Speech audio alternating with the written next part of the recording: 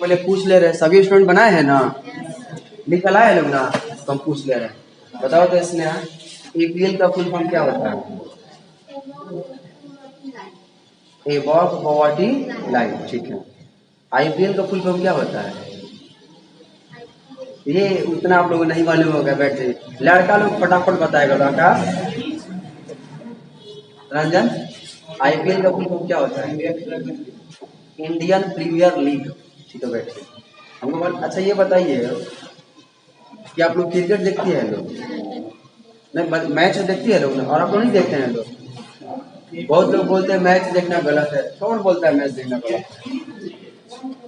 आप मैच देख कर बहुत कुछ सीख सकते हैं, समझ रहे हैं ना। जैसे मान लीजिए बहुत सारा ऐसा भी आप लोग देखते होंगे कि ऐसा लगता है टीम हार जाएगी, अब टीम हार जाएगी, फिर भी जीत जाती है कि नहीं जीत जाती है? जीत जाती है। जैसे मैं कल से देख लीजिए, पंजाब किंग्स और किसके बीच हुआ था? गुजरात ज्वाइंट्स, यही ना। तो उसमें गुजरात की जीत हुई है कि नहीं हुई है? अंत समय में। इसका मतलब यही हुआ कि अंत समय तक आदमी को हार नहीं मानना चाहिए, लड़ते रहना चाहिए। लड़ते लड़ते आप जीत भी सकते हैं, ठीक है। बताओ तो ये जो गरीबी रेखा है, शहर वासियों के लिए कितना कैलोरी बनाया गया है? शहर वासियों के लिए लिख सब बैठो, बताओ तो। खुशबू नाम है, नहीं खुशी नाम है। ये ग्रामीण स्तर के लोगों के लिए कितना कैलोरी बनाया गया है? 2400 कैलोरी का ये, या फिर कितना का ये? 2400 कैलोरी का, ठीक है। नरेगा के बारे में आपको बताए थे कि हर साल प्रत्येक आदमी को कितना दिन काम दिया जाता है? 100 दिन काम दिया जाता है। देखिए, अगर सच्चाई की बात किया जाएगा ना, तो कुछ डिफरेंट आपको नजर आएगा, समझ रहे हैं ना। सच्चाई कुछ और होता है। नल जल योजना मुख्यमंत्री द्वारा 7 निश्चय योजना चलाई गया कि नहीं चलाया गया? चलाया गया। देखिए, सरकार बहुत कुछ करती है, लेकिन लोग ही भ्रष्ट है, तो फिर सरकार भी क्या करे। अब इसको हम ज्यादा डिस्कशन नहीं करेंगे, जो हम पढ़ाने आए हैं उसको पहले पढ़ाते हैं।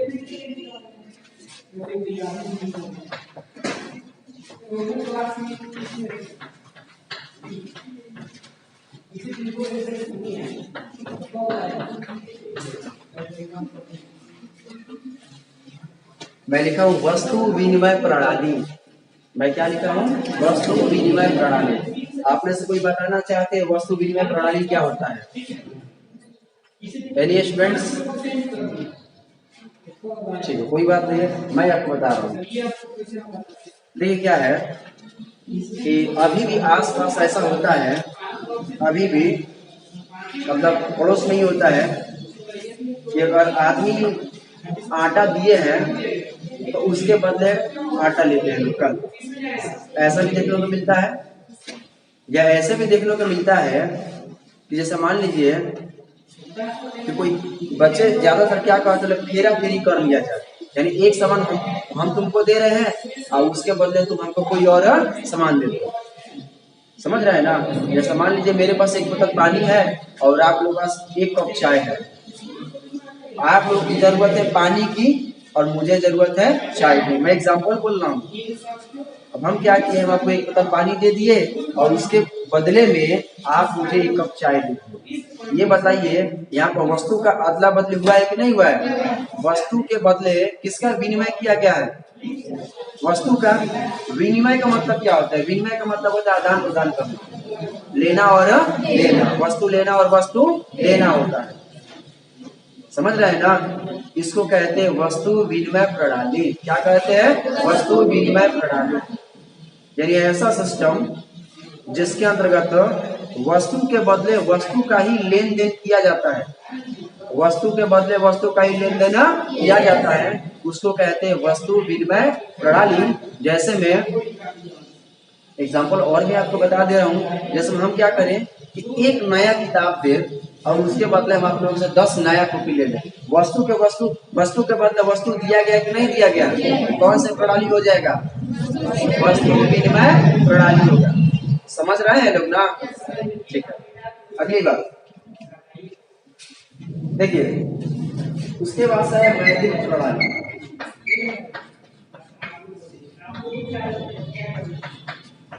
उसके बाद से क्या आया, मैद्रिक प्रणाली।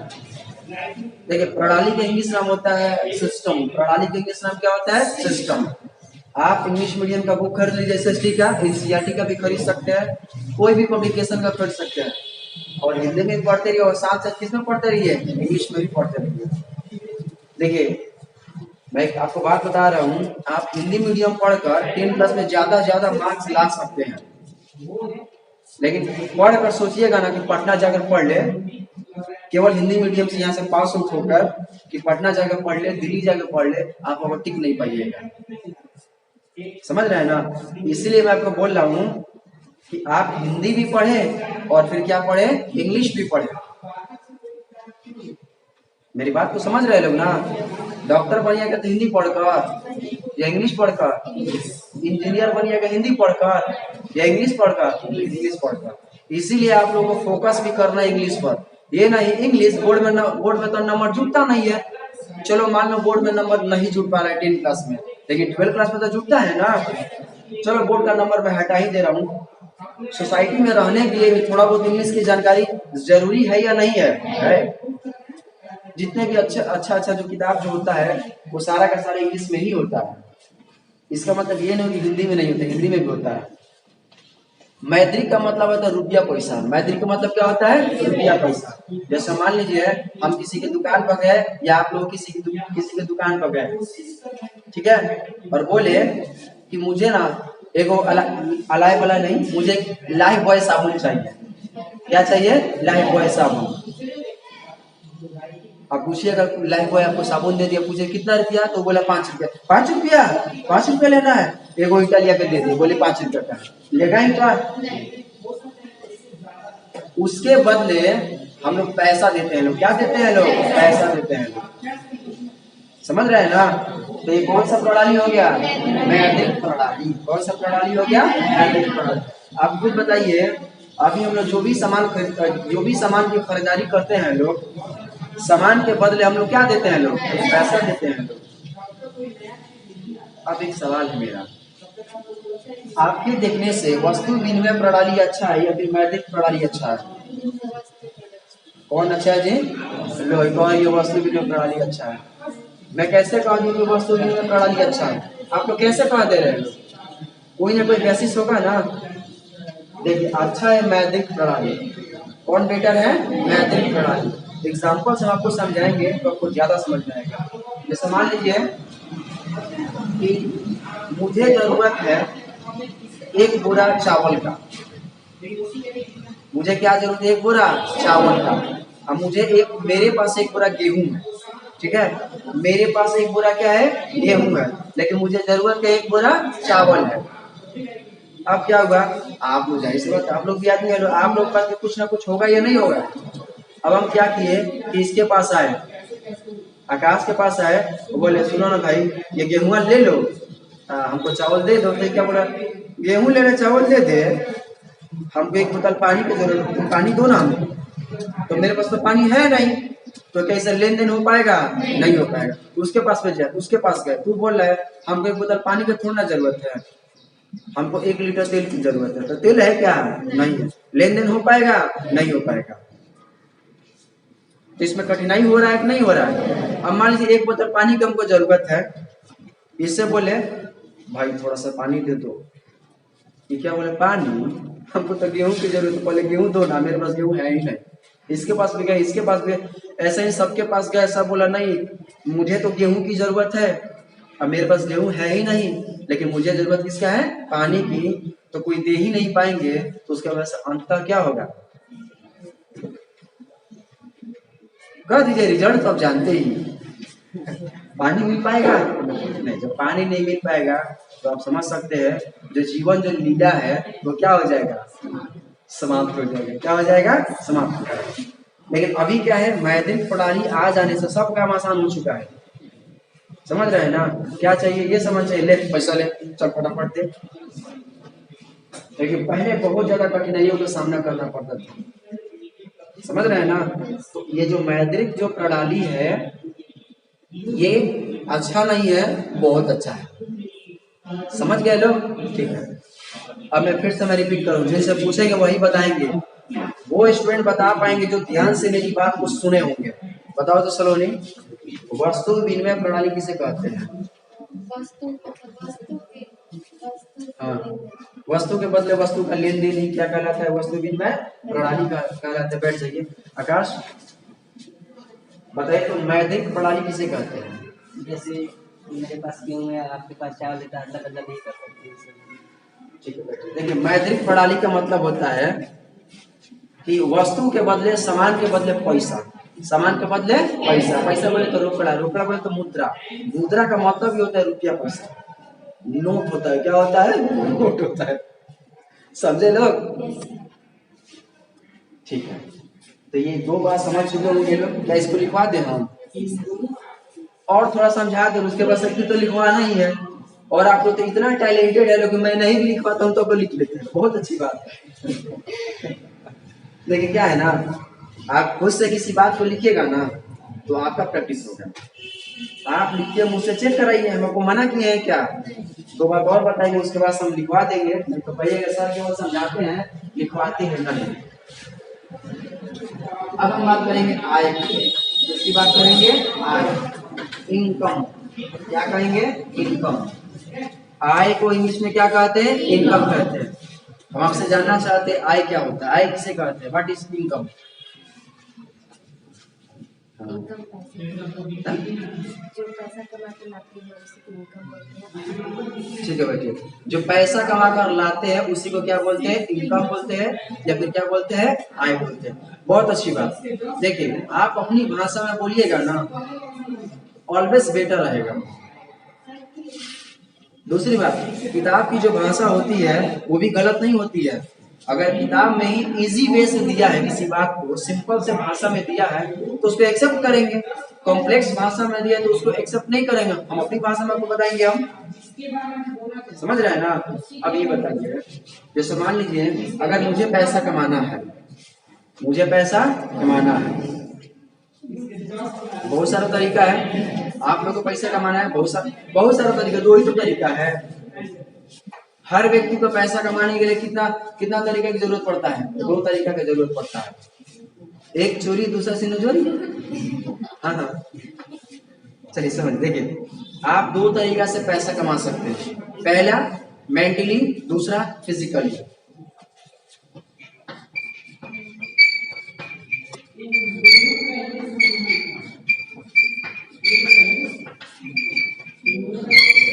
मेंटली और फिजिकली।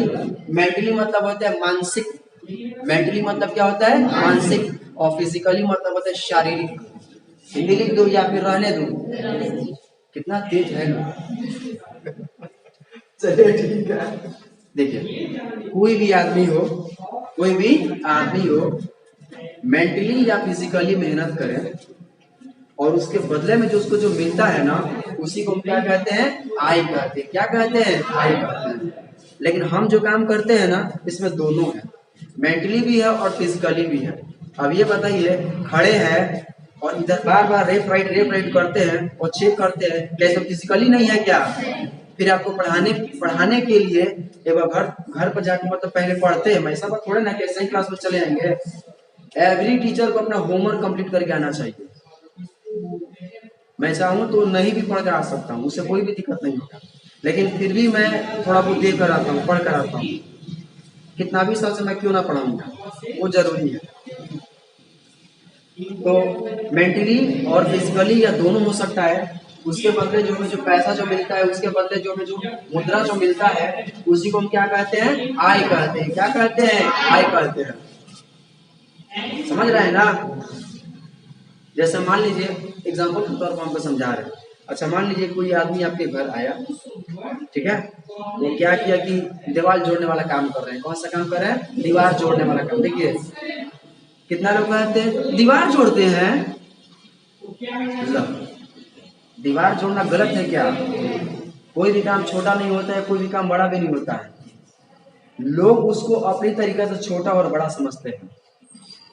जो काम जो कर रहे हैं, देखिए चोरी को काम छोड़कर, चोरी वाला जो काम है ना और डकैती वाला, इसका काम छोड़कर आप मेहनत से कोई भी पैसा कमा रहे हैं ना, कोई भी काम करके पैसा कमा रहे हैं, तो मेरे नजर में वो अच्छा है।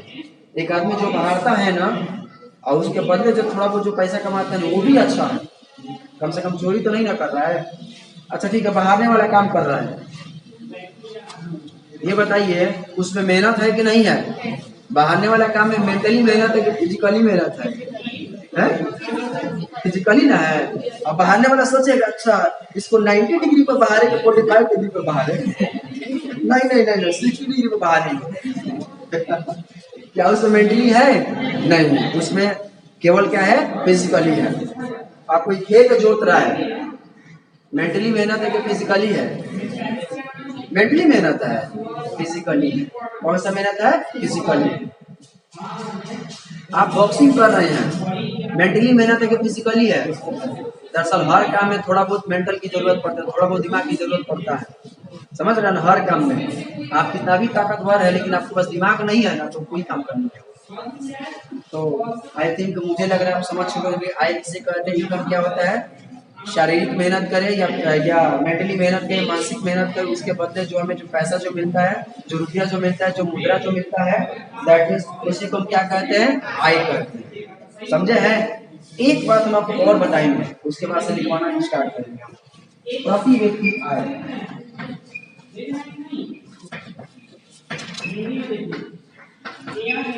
जिसको इंग्लिश में कहते हैं पर कैपिटा इनकम।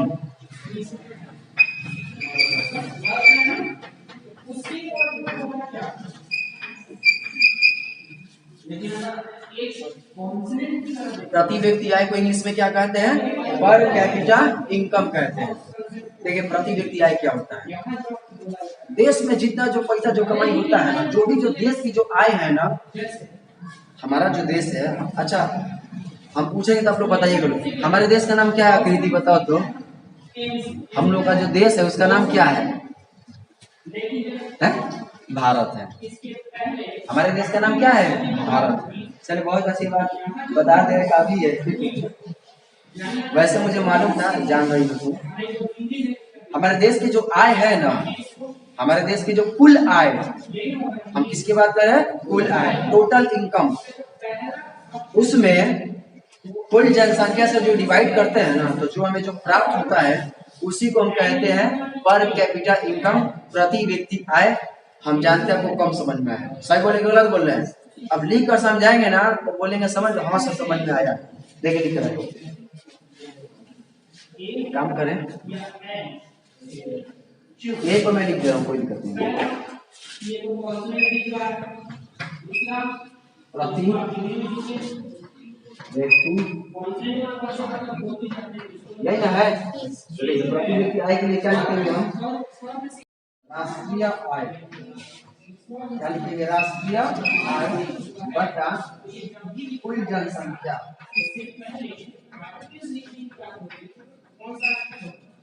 राष्ट्रीय आय बटा कुल जनसंख्या। इतना समझे हैं लोग? देखिए इसको हम एक एग्जांपल से समझा रहे हैं, एक बार में आप समझ जाइएगा। पहले तो खूब ऐसे समझाते हैं, छोटों को समझाते हैं, देख रहे समझ में आ रहा है नहीं आ रहा, उसके बाद हम एग्जांपल का छिड़काव करते हैं, एक बार में समझ में आ जाएगा। जैसे एग्जांपल के तौर पर मान लीजिए कि कोई एक फैमिली है, उस फैमिली में 4 मेंबर है लोग, 4 नहीं 5 में मान लेता हूँ। उस फैमिली में कितना मेंबर है लोग? 5 मेंबर है लोग। देखिए आप प्रति व्यक्ति आय एग्जैक्ट नहीं निकाल सकते हैं, समझ रहे हैं ना? एग्जैक्ट कभी निकाल ही नहीं जा सकते क्योंकि जनसंख्या छोटा सा है, क्या बहुत ज्यादा जनसंख्या है, किसी का कम है किसी का बेसी है, मतलब किसी का कम है किसी का अधिक है, तो एवरेज निकाला जाता है। तो मैं मान ले रहा हूँ कोई एक फैमिली है, उस फैमिली में कितने मेंबर है? 5। कितने मेंबर है? 5। अब देखिए हम कहें ना कि पांचों मिलकर एक महीना में ना 1 लाख कमा लेते हैं लोग। पांचों एक महीना में मिलकर कितना लाख रुपया कमा रहे हैं लोग? 1 लाख रुपया। तो अब पूछा जाएगा ठीक है, जब पांचों मिलकर एक महीना में 1 लाख रुपया कमा ले रहे हैं लोग, तो एक आदमिया जो है ना कितना कमाता होगा? 20,000। तो कुल पैसवा में कुल सदस्य से डिवाइड किया कि नहीं किया? भाग किया कि नहीं किया? तब जाकर प्रत्येक आदमी का निकला है कि नहीं निकला है? प्रत्येक बोलिए या प्रति बोलिए, कोई अंतर होता है क्या? नहीं होता है। उसी प्रकार देखिए प्रति व्यक्ति आय है, क्या है? प्रति व्यक्ति आय है। तो राष्ट्रीय जो आय है मतलब जो देश है, राष्ट्र का मतलब ही होता है देश। तो जो राष्ट्र की जो कुल जो आय है ना, उस आय में कुल जनसंख्या से डिवाइड कर देते हैं ना, तो एक और आदमी का निकल जाता है, प्रति व्यक्ति आय फाइंड आउट होता है। बताइए समझा या नहीं समझा है? आप इसको ऐसे ही बोल सकते हैं, अगर पूछा जाए प्रति व्यक्ति आय क्या है तो बोल सकते हैं कि राष्ट्रीय आय में राष्ट्रीय आय और कुल किसी देश की राष्ट्रीय आय और कुल जनसंख्या के अनुपात को या कुल जनसंख्या के रेशियो को ही हम क्या कहते हैं, प्रति व्यक्ति आय कहते हैं, एंड इंग्लिश में कहते हैं पर कैपिटा इनकम कहते हैं। समझे हैं लोग? चलो बोलो तो प्रति व्यक्ति आय क्या होता है? राष्ट्र की आय अपनी भाषा में कुल जनसंख्या से डिवाइड करते हैं। समझ चुके होंगे लोग? अब देखिए यहाँ से एक ऑब्जेक्टिव क्वेश्चन पूछा जाता है कि जो भारत देश है सबसे पहले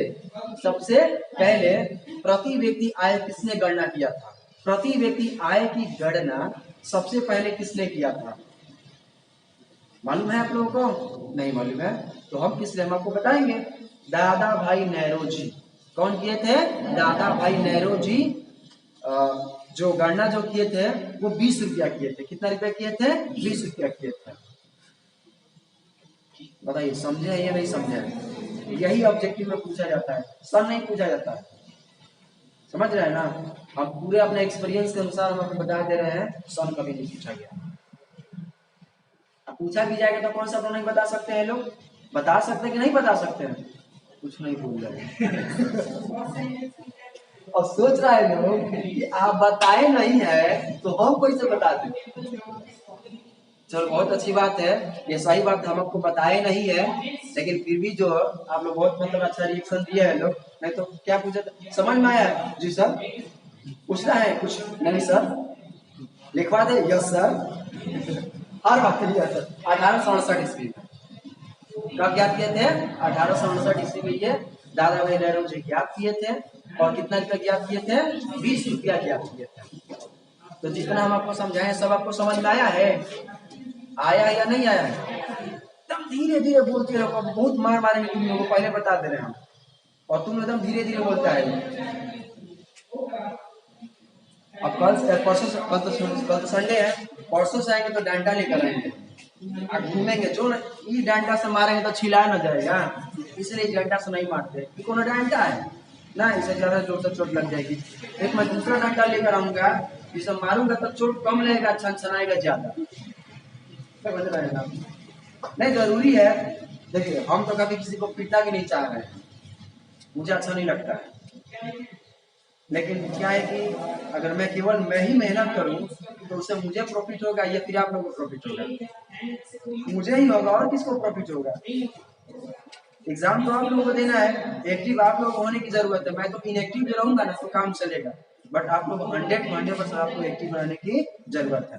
तो अब जितना पढ़ा उसको शॉर्ट पढ़ने पर सबसे पूछ ले रहे हो, पूछे ना? चलो पढ़ा जाएगा। सबसे पहले प्रति व्यक्ति आय की गणना किसने किया था? बाबा साहब किसने किया था? खुशबू।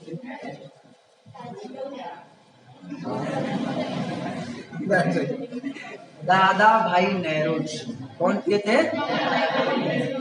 चलो बताओ तो ज्योति कितना रुपया किए थे? 25 रुपया। कितना रुपया किए थे?